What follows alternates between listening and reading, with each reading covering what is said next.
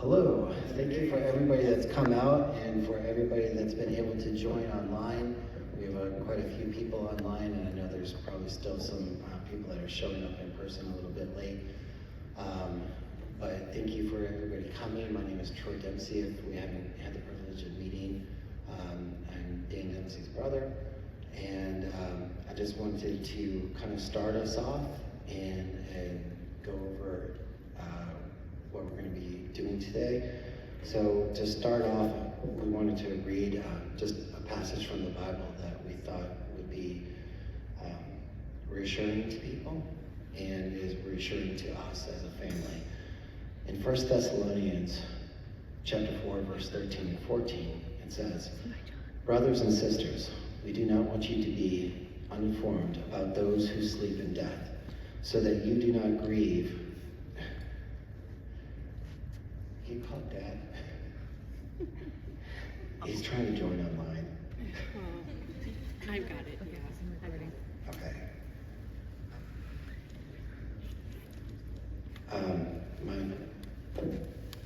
parents are elderly and not the most,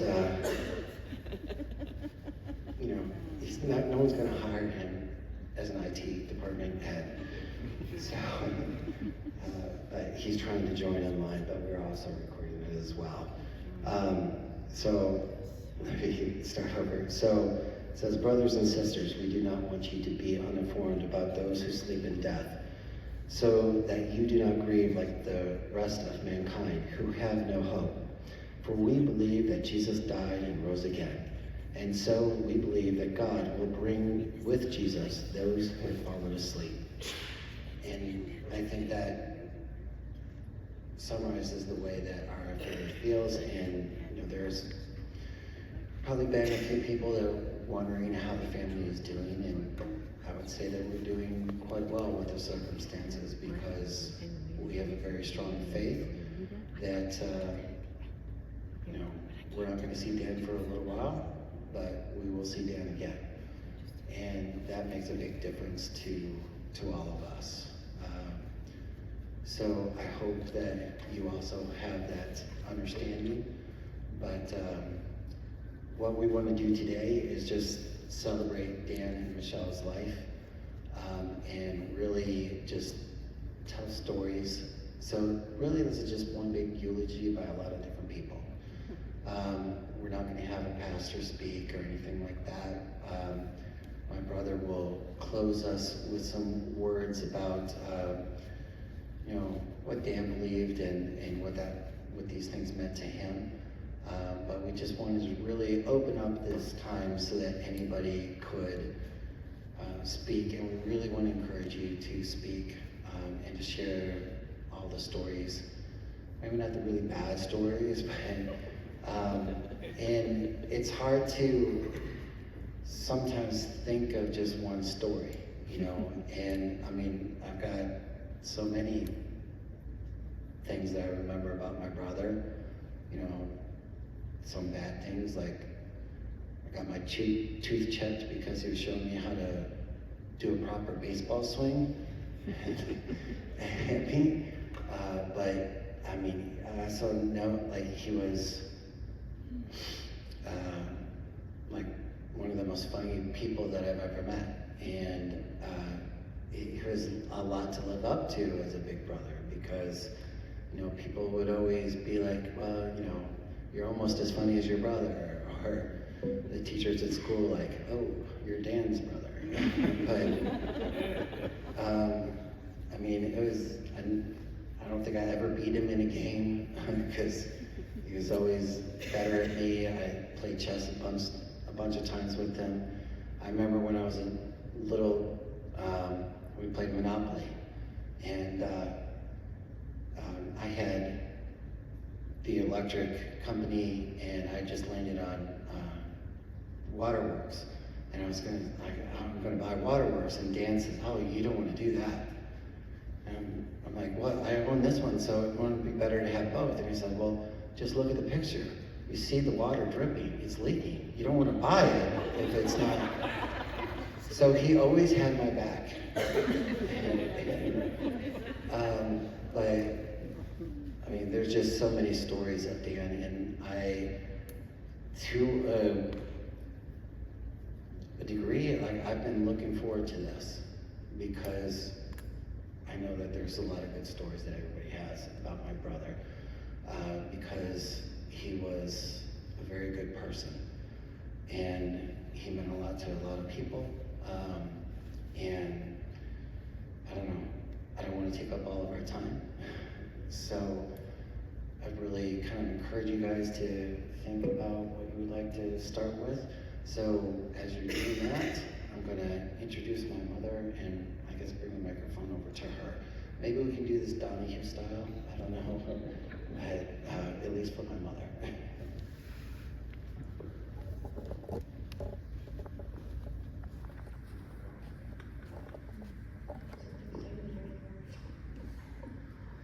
My name is Janice, and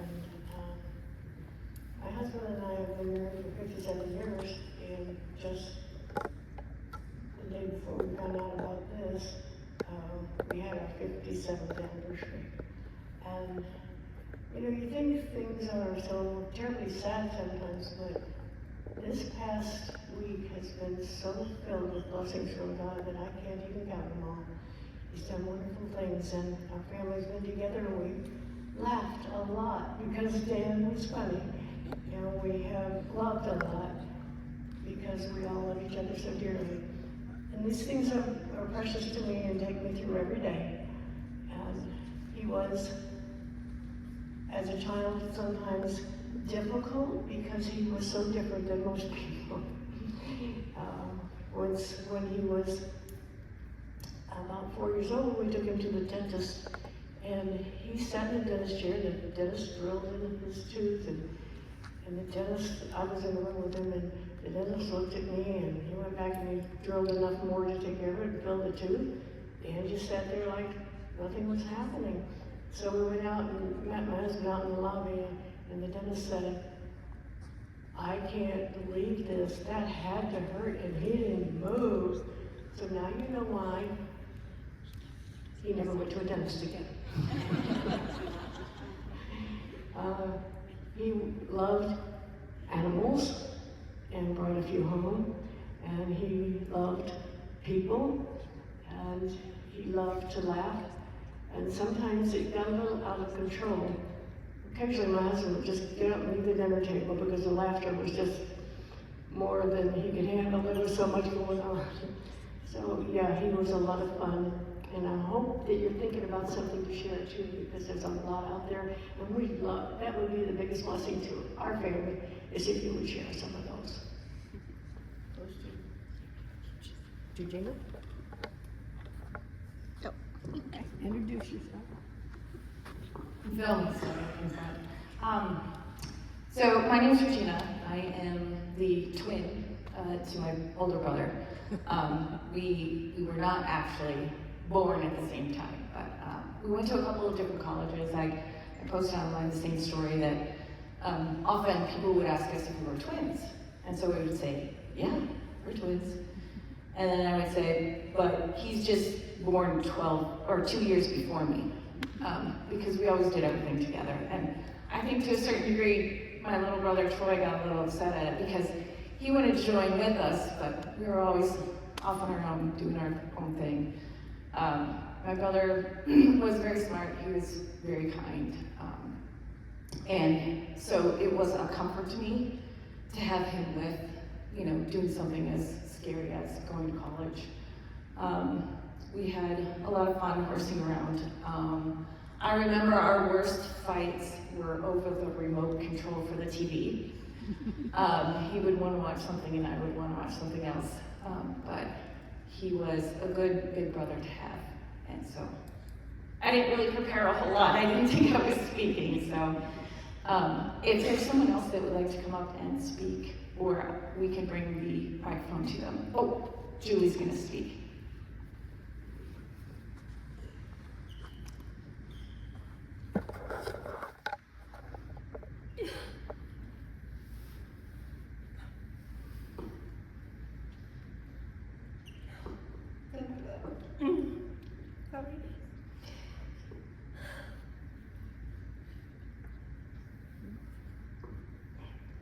My name is Julie, and I was very grateful my parents adopted me from Korea.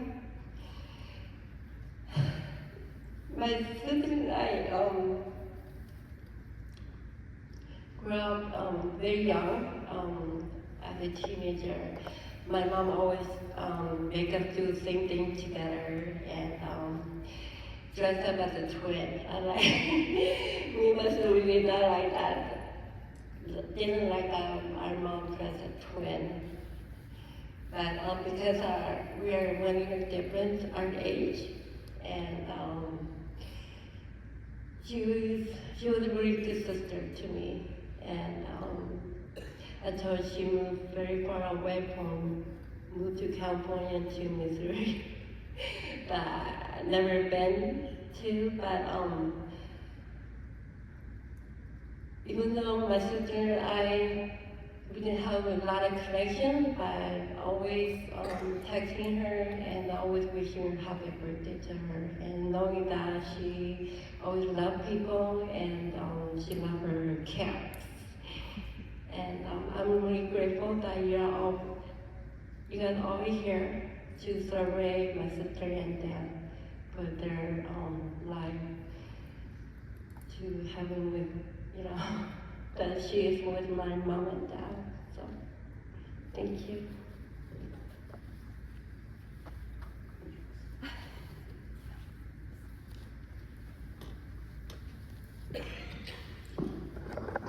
My name is John Peterson, my cousin. Favorite moment, again, was his humor. They were out at my parents' house, and my brother was there, and just playing games. And can't even remember which game it was, but we had a question come up, we read a card, and it said, list your two heroes in the world. I'm saying Batman and thinking superheroes, things like that, and everybody else gave their answers.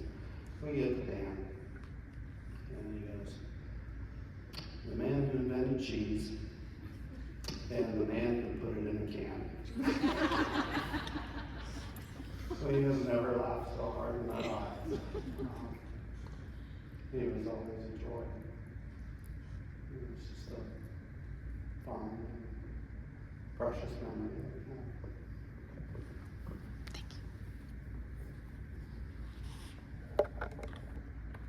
Okay, mine's a little lengthy, but that's okay. So today, we're truly celebrating two amazing and unique people who blessed our lives, Dempsey and Marsh. Each of us were touched by them in one way or another, and their presence left a lasting mark on our hearts.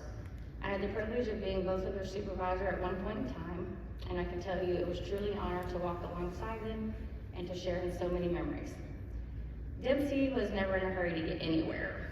He moved at his own pace, and that was slow and steady. He would show up to work with a bag full of clearance food items from Walmart, and as Brad said, he seemed determined to fatten us up. And of course, you can't forget the 2 liters of Mountain Dew that he had on standby. He made sure we had sliced cheese on hand so we could make grilled cheese in Control Center. And if we ran out of cheese, naturally he blamed that on Brad. Dempsey loved sharing the funniest YouTube videos. His way of answering questions for the residents was by handing them the magic 8-ball. They would ask the question, he would hand it, and that was their answer. I'm definitely gonna miss the 20 to 30 Temu links he would send out daily. They were definitely interesting, to say the least. Then there's Marsh. You always knew where she was, no matter where she was, because her energy and presence was impossible to ignore. When she got excited, she would start her head bobbing, and you couldn't help but smile. I actually started out on nights with Marsh and Ian and Damien, and I'll never forget her obsession with watching live pearl plucking videos. She would purchase these oysters online, and we would watch her as she watched them open up her oyster and get her pearl. Marsh had a way of turning work into a feast. As Amy said, she brought the whole kitchen. The griddle, the egg maker, the pancake maker, you name it. and we can't even get started on the dominoes. Marsh was an incredibly talented at crocheting, and she could make anything. She made little cakes and cupcakes every year for everyone's birthday in the office, always taking time to make people feel celebrated. She even took time out of her weekends to help my daughter crochet. And of course, all her ventures to Hobby Lobby, Dollar Tree, and the Goodwill, those are all events of their own. And Angela, you were part of that part. So together, Dempsey and Marsh filled every room with laughter, kindness, and love. Their lives are woven with joy and generosity, and they brightened the lives of all who knew them. Though their time here was far too short, their legacy is one of loyalty, love, and living fully for one another. Today, not only we honor them with our tears, but with our stories, our smiles, and our promise to carry their spirit forward. May we find peace in knowing that they are together still, forever united in love and forever in peace.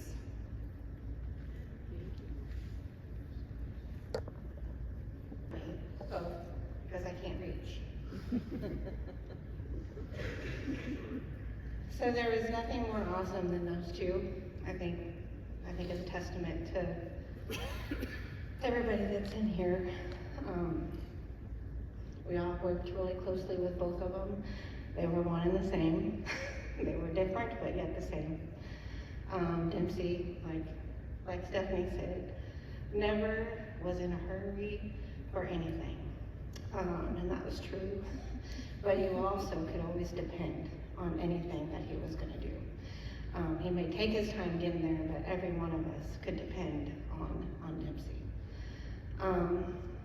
He was very invested in the girls in the back. So we have a CSC, and I know that you all know that what we do, but one thing that Dempsey was really good at is, hey Shannon, or Keith now, I have an idea. And he would come in and he would pitch me his ideas, and it was always about a class of some sort. Even if it was just the simplest life skill, he wanted those girls to know it, and he wanted to teach it. And so he did, but just like in everything, he was slow, and he just took his time, and those girls were not liking that, but they loved Dempsey. And so he would make sure they understood, so those girls walked out with employability skills that we did not have unless Dempsey did it. I think we're not even really doing it right now. Not sure if anybody took that over. So, but he always made sure that the girls had what they needed as far as life skills. And it's easy to say that, we work for Department of Corrections, but it's another thing because we love what we do. But he loved what he did, and he loved that back there. So I'm very, very fortunate to have known Dempsey. Marsh, who is the opposite of Dempsey. Everything is loud, everything is in a hurry, and everything is right now. So I just remember she was involved in everything. So she was very much the social club. So everything social was Marsh. She did our Corrections Way. She was a PAC member. She delivered and served. She baked cookies for our community. She made bookmarks for our senior center with the ladies in the back. She delivered all of those things. If something needed to be delivered, made, done, Marsh was doing that, and she was in the middle of it. So you had Dempsey on one hand, who was always giving and kind and slow, but to the point and dependable, and then you had Marsh, who was always out and doing something for anybody and everybody who needed it. The funny story I have for Marsh is, I don't know, do y'all know she can't hear, right? So I always get, Kimsey, I'm not mad, I just can't hear. And that's what she would tell me all the time, I just can't hear. And so then there was times whenever she didn't say that, I knew she was angry. So I'm like, okay, that means she's mad. And so, but she always had a way of lighting up a room, and I am very thankful for the time that I have known them both. You had a wonderful family. Dempsey and Marsh were good people, and they will be missed by our office greatly. So, anybody else that has a funny story for the family, it is a blessing to them to hear them. So please feel free to come up here and say what you.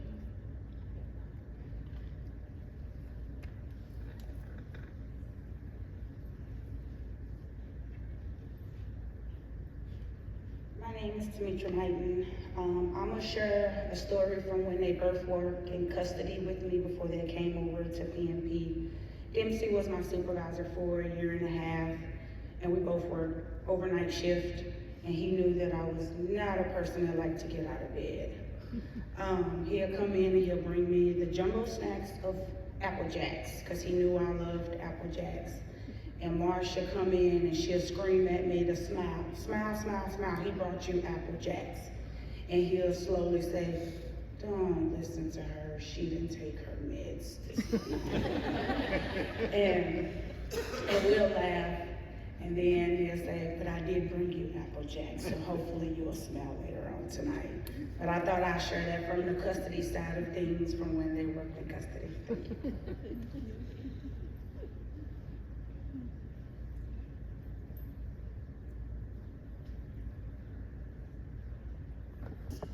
My name is Rick Morse. Before I was a parole officer, I was a captain and lieutenant for FRDC.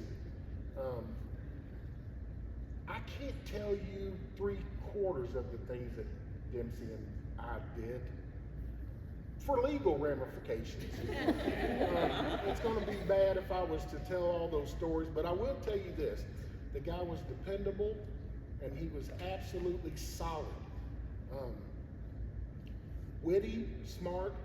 I can't tell you how many people walked away from him not knowing they'd been insulted. Walked off, thought they won the argument, and I'm standing there looking at him, and he's like, what?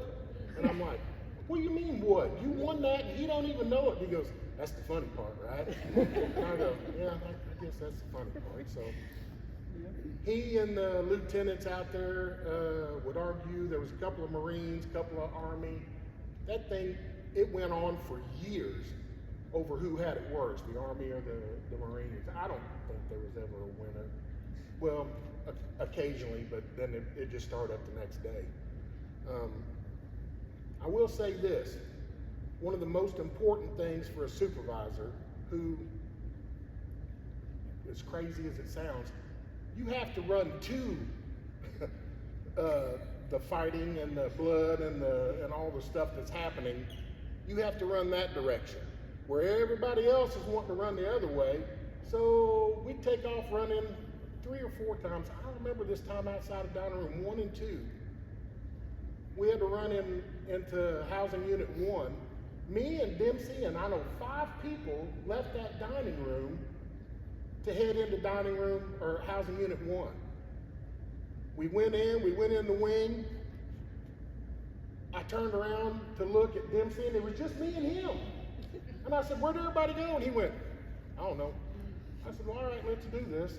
And of course, we ended up putting somebody in the hole. But just want to say, guy was awesome. Just solid guy all the way around. For maybe some of the family don't know. So most of the people here are from work because that was his and Michelle's second family. And they all call each other by the last names, if you haven't figured that out. So that's why, they knew him well actually, but that's why they call him last names. And then so much to the point that if you haven't spent much time recently with him. So Dan and Michelle met each other online, obviously before Michelle had ever worked with the prison system or anything. And so she knew Dan as Dan, that's how they met. But she never called him Dan anymore. It was always Dempsey. So, I mean, she knew him pretty well. So that's just how, pervasive that is. You just get used to that. And even as I'm hanging around you guys, I start calling it Marsh and Dempsey. And then also the other thing to clear up is how much of a St. Louis Cardinal fans they are.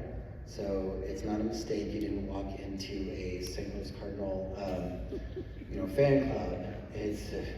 That's one of the ways that people wanted to honor both of them because they had St.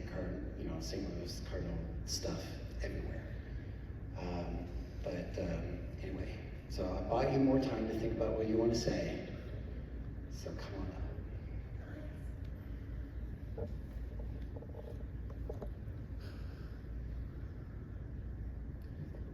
Okay, so first I want to say Dempsey almost cost me a lot of money because if you know my fiance, he is, tech savvy. And so we all have iPhones, but Dempsey is so proud of that flip phone, the flip that he had. He was talking to Roger one day and Roger comes home and he's like, babe, we gotta get this phone. I'm like, no. I was like, you gotta go talk to Dempsey because y'all can keep that, but we have iPhones. So he almost cost us a lot of money. But then also Marsh, she was so giving. I remember coming from the institution as an IPO, going to the field as a PO.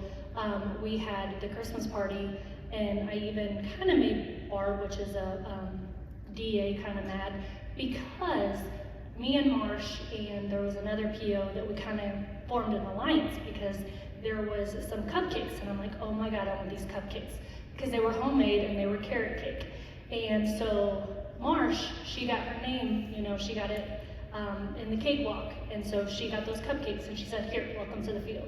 And also there was an incident where she got a basket and she knows that I like gnomes, and so there was 3 different big gnomes, so she's like, all right, pick one. So I picked one and she gave it.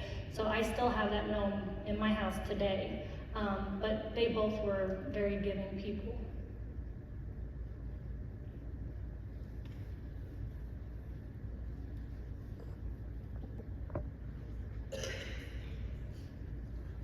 I hate talking in front of people.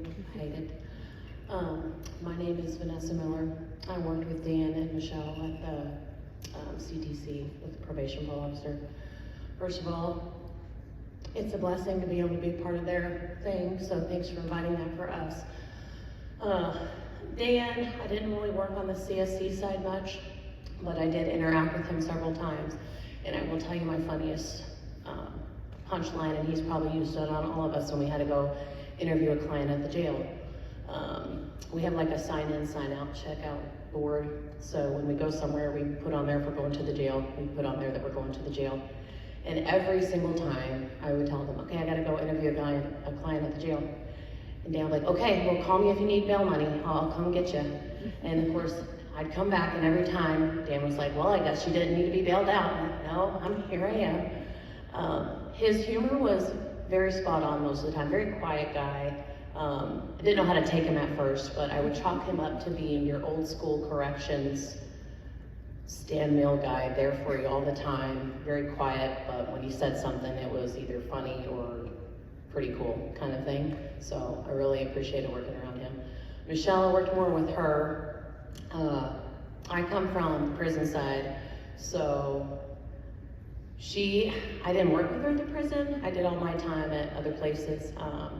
But one of the things that I really appreciated about Marsh was she encouraged the humaning.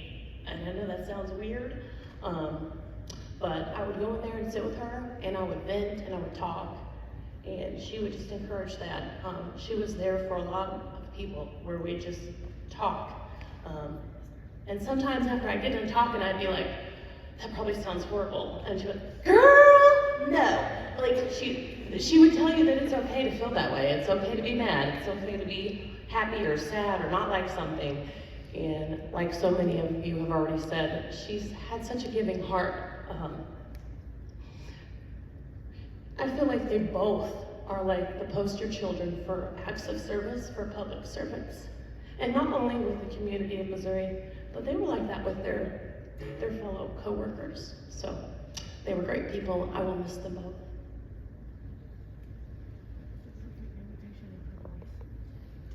You know, not do public speaking in any way, shape, or form. I have so many stories of Michelle. We've worked together for 10 years. Dan as well, sorry. Dan was my sergeant over at FRDC. Every time I wrote a violation, here comes Dan to read it.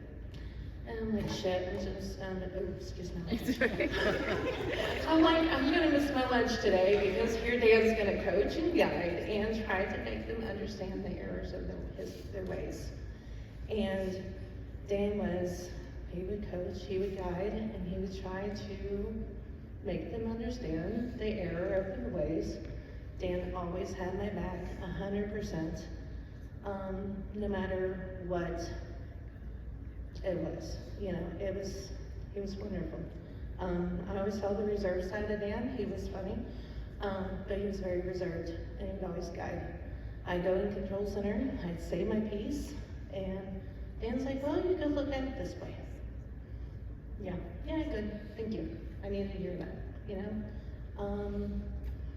Michelle, I worked with her at FRDC. She was wonderful. We worked in House Ant 3, and that's where she did her overtime, lots of her overtime, until 11 o'clock. I went to over to CSC.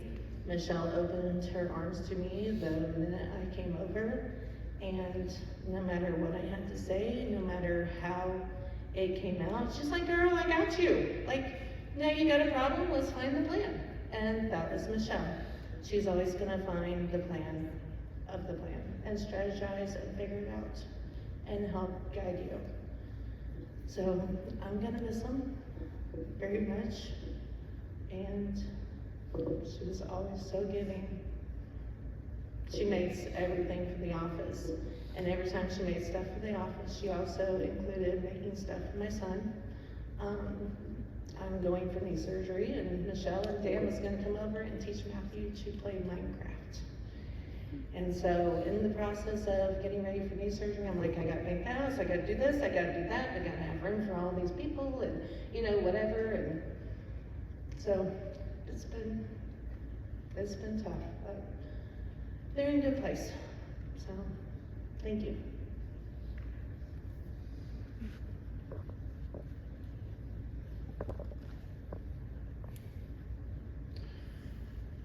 So I don't like speaking in front of everybody either, but I'm going to do it. I want to say thank you to the family for letting us come here and share this afternoon with you all. One of my favorite memories of Michelle was she would always crochet something or make anybody as happy as she can. I have 2 or 3 things in my file cabinet at work that I will keep and cherish. One of the funniest memories I have of Dan is, I don't know exactly what it is, but the control center area where he worked, there was like a nightlight toy. And always whenever I'd come in and sign out, he would always squeeze it, and he would always say, squishy, squishy. And it was just the randomest thing to do, but it always made me smile. And I will miss them both.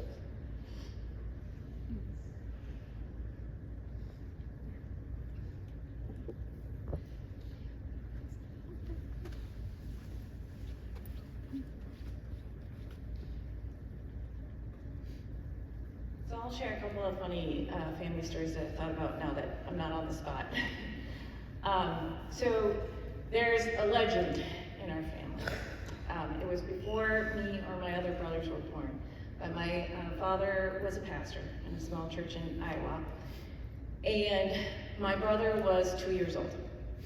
So my dad, it was Sunday, he was up there expounding, his sermon, and at one point he says, "Is God a liar?" And my little 2-year-old brother screamed from the back of the church, "No!" And the sermon was pretty much over at that point. Another funny memory I have is, so there was one year that we saved up as a family, and we finally got to go to Florida, right? We grew up in Wisconsin. It's cold, it was boring. And we got to go to Florida, and we were gonna go to Disney World, SeaWorld, and my dad always had like a way of getting things. So we had a friend who had a condo, so then we got it from the friend. And we get to this condo, and we think it's super cool, it's walking distance to the beach. And we drove. So it was like 24 hours in the station wagon. So we get to the condo, and we're all like, yay. And, you know, I was 12, maybe 11, 12. So Dan was a couple of years older than me, and then our younger brothers, and we were all running through the house, checking it out, and we went upstairs, and off of one of the bedrooms is this deck. And so, I can't remember if it was me or Troy, but one of us opens the sliding glass door and goes, hey look, there's a deck. And Dan comes running in the room, oh cool, slam, right through the screen door. We hadn't opened it. My dad was so mad.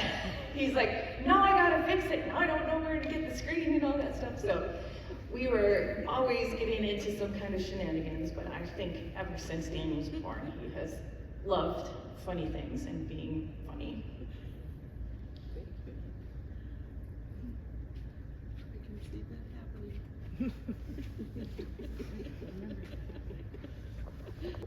We're going to wrap up in just a few minutes, so anybody that's still dying to say something, you've got a couple minutes left. I did want to publicly thank everybody from Dan and Michelle's place of work for everything that they've been doing for us.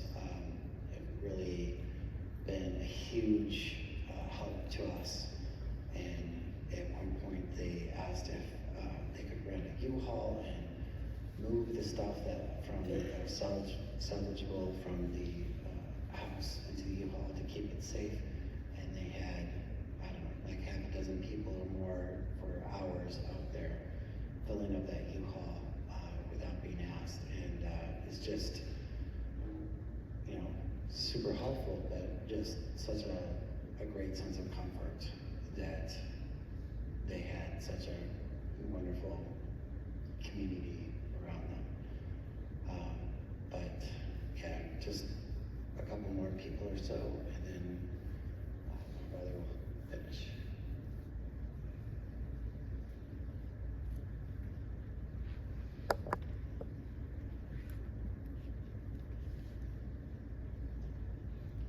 Sorry, one more thing. So Roger and Dan Dempsey, they worked a lot together in the control area and things.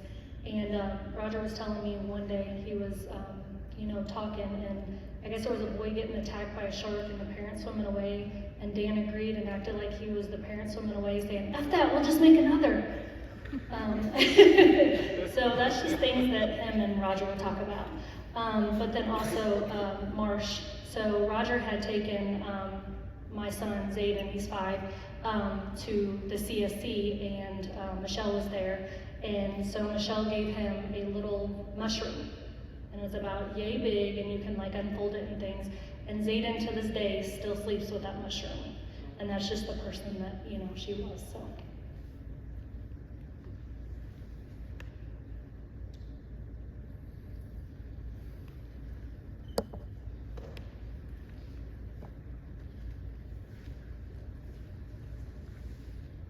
I apologize, I'm an emotional person, so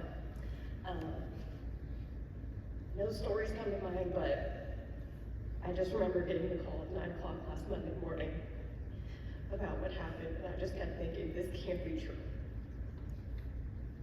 The biggest thing about Michelle and Dan is even if no stories stick out in your mind, you can't imagine our office without them. Dan was a very quiet presence, but he was a big presence. Michelle, someone who didn't make it into work one day last week texted me and said, "How are things at the office?" The only thing I could think of was saying, "It's quiet." And that's how it's been since. So we miss them so much, but we won't let their memory die.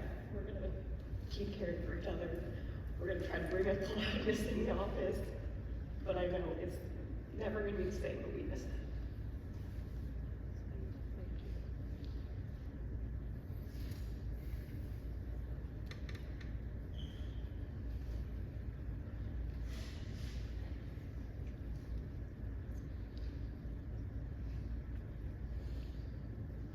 So I have to tell the story of the Squishmallows.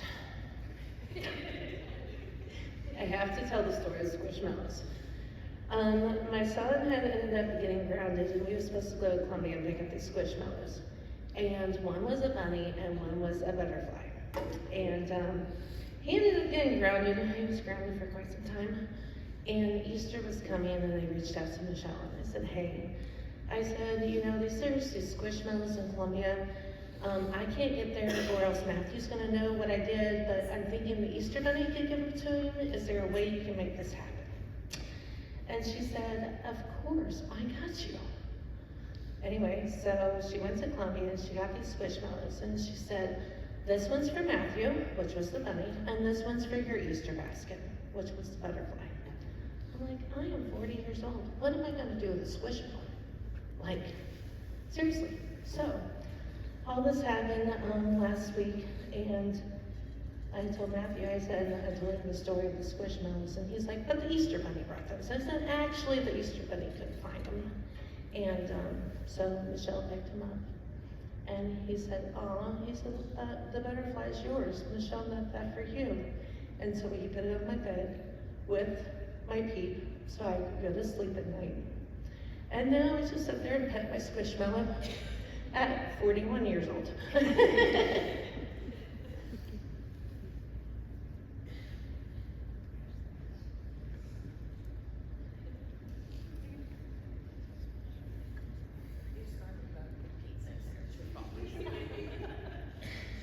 So, the Thursday before we found out that they had, were involved in the house fire, Michelle and I had went out to lunch for our lunch break, and she always was up to go out for lunch. Like, if I needed someone to go out to lunch with me, she was always up to go.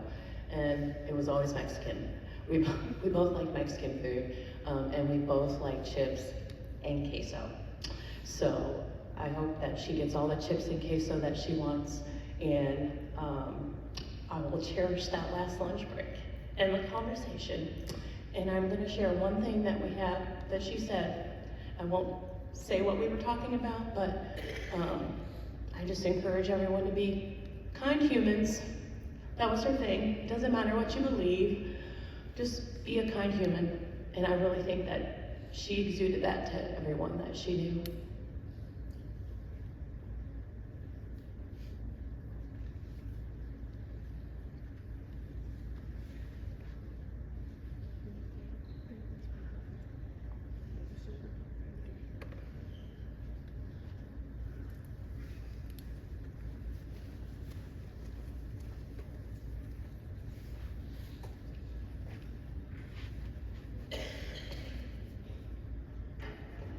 If you would,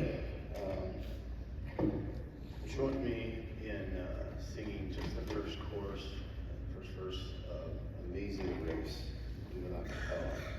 Hopefully most of you know that one. Amazing grace, how sweet the sound that saved a wretch like me. I once was lost, but now I'm found. Was blind, but now I see. Thank you. My name is Rob Dempsey. I am Dan's little brother, the run to the litter. I was Dan's punching bag. And I was good at it. Wanted to start off with a few memories. When Dan and I was Dan was about 12 or 13, and I was 5 or 6 years younger. You're 5 years younger. 5 years younger. Okay. And obviously, I'm not a math teacher. And we were shoveling the Wisconsin snow, and Dan had the great idea of, well, if we take all the snow from the driveway, we put it in 2 piles, then we could dig out the middle, and we could make an igloo. 2 igloos. Well, that sounded like a great idea to the little brother, so we did that. Dan's pile was bigger, and I was jealous. But now looking back, it means he worked harder than me. So as he was digging out his igloo, he did not tell his little brother to watch out for digging out the side of the walls too much to collapse. Or maybe he didn't know, I'm not sure. I think he withheld the information. And he got tired and went inside, and I kept digging. And I wouldn't mind to be as big as his, but didn't understand physics that it couldn't be because the pile wasn't as big as his. And so as I was digging, the igloo fell in on me. And as I was struggling with the snow to get out, I opened my mouth to yell, and some yellow snow fell in my mouth. And when I was so mad. And when I went inside, I was just covered in snow. Mom answered the door and said, "Why are you covered in snow?" And I explained it to her. And Dan was standing there. And he laughed so hard he fell on the floor laughing. And teased me about that yellow snow incident until I was about 17. And would still do it, but we're not around each other enough to do that. So he enjoyed that one thoroughly. As a little brother, he usually had what I wanted. And looking back, I understand why he didn't want to share it with me, because I broke most of the things that he had. He had a banana seat bike, and I grabbed it without asking, because I wanted to go up the hill and meet my friend, and I left it on the street, and the neighbor drove over it. And it was not Dan's finest moments when he found out. Dan, being older than me, came to know Christ before me, and he, in his 12 or 13-year-old evangelistic heart, would corner me and tell me, if you don't become a Christian, you're going to be all alone, because Mom and Dad are going to go to heaven, and I'm going to heaven, your brother and sister are, and you're going to be all by yourself. He was a very fire, brimstone kind of guy. But he meant well, and shortly after a few weeks of that, I ended up asking the Lord to be my Savior. But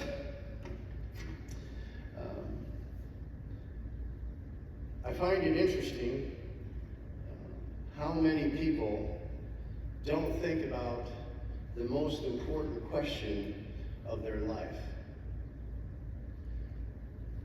The question is not, how did they get all that flavor into those little Starbursts?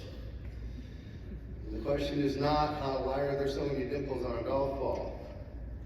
And though it is interesting, the question is not, where's Waldo? The question is, the most important question is, where am I going to go when I die? So many people base this decision on themselves, their own thoughts. I'm good enough, or I think my aunt's in heaven, she'll help me get it. And it's based on themselves, and it's not based on the creator of heaven and his rules, his requirements. And so, when you think about eternity and the importance of where you're going to spend the rest of your life, it requires thought. You never know how long you have to make this decision. Dan went to bed Sunday night, and just like any other night, was his last. And he woke up in the presence of Christ. Dan was 55 years old. Nobody thinks they're going to die at 55 years old, unless they have some sort of chronic illness.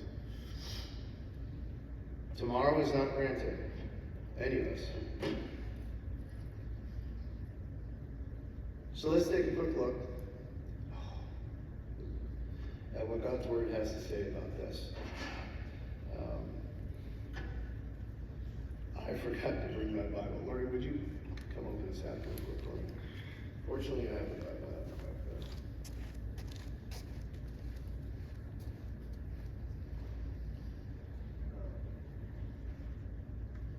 Romans 3:23.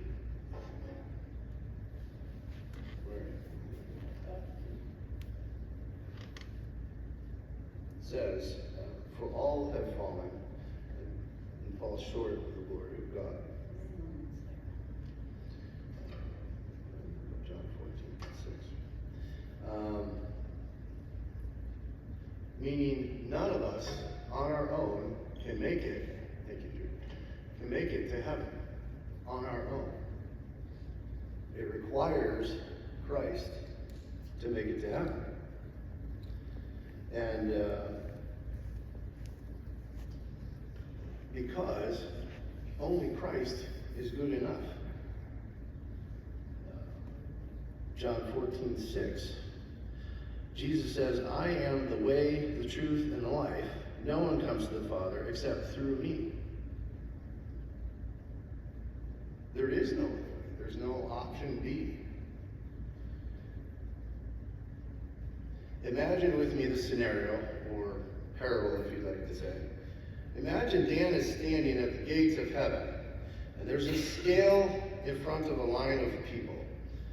One by one, each person in front of Dan goes and stands on the scale and is told they are not good enough to enter heaven. When it is Dan's turn, he too is told you are not good enough to enter heaven. But just then, Christ comes in, enters and says, he's with me. And then Christ stands on the scale. And then all the bells and whistles go off and it says, perfect. And then Christ escorts Dan into heaven. To give you a visual picture of how it works. For as loved as Dan was, he was not perfect. And for as loved as Dan was, he wasn't good enough. Only Christ is. So Dan may not have been a saint at times, but it doesn't matter how good he is, because instead of how good he is, it's how good Christ is. And Dan made that decision to accept Christ as his personal Savior. He made the decision to realize that he couldn't do it on his own, that he was a sinner, and he needed Christ in his life. You can know that same joy and that same peace that Dan did. And you can have the confidence of knowing where you're going.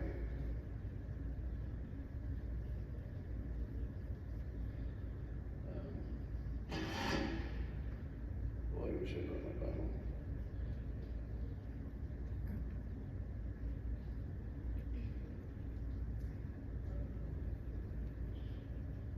Or at least I wish I'd memorized it.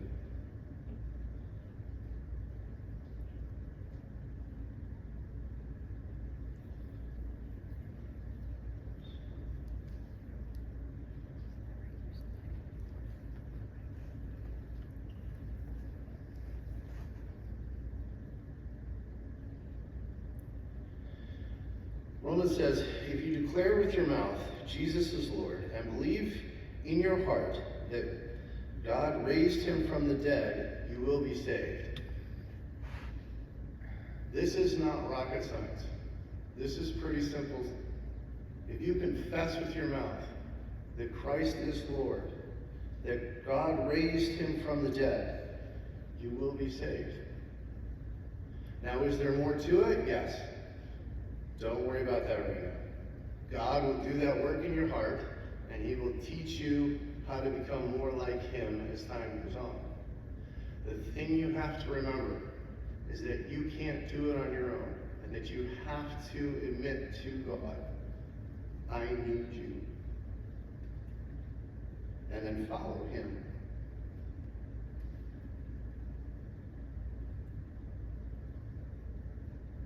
If this is something you would like to do, find me afterwards. I would love to take you through it.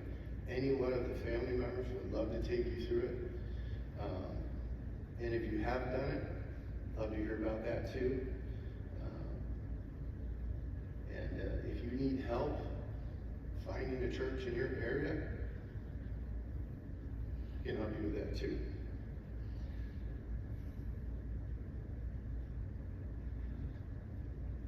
I would like to thank you on behalf of the Dempsey family. You have been an extended family for Dan. You have been a community for Dan and Michelle. You've loved on them. You've shed tears with them. You've wiped tears away with them. It has meant more than you can imagine to us. The love that you have shown to us, and through your stories that we can hear the relationships that he and she had with both of you, and it warms our hearts. Dan didn't always talk a lot about himself or work. We spent a lot of our time laughing, but with me, probably with Mom and Dad it's different, but with me, he didn't spend a lot of time talking about work. So it was neat to hear your stories and his interactions with you. So thank you for that. Thank you for loving on them. And I would just like to end with a prayer benediction. So, Father, thank you for friendship, family, for the honor to have been a part of Dan and Michelle's lives. Thank you, Father, for the friends that Dan and Michelle made and that were a blessing to him all of these years.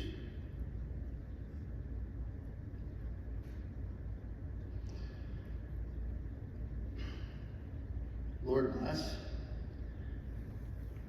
and keep them, shine your face upon them, Dan and Michelle's friends, and keep your gracious hand upon them. Lord, turn your face towards them and give them peace. And now may he who is able to do far more abundantly than we can ask or imagine, may you bless and keep these dear people, and in glory and power and honor throughout all generations and forever. May the peace of God, which surpasses all understanding, guard your hearts and your minds in Christ Jesus. Amen. Thank you all for coming.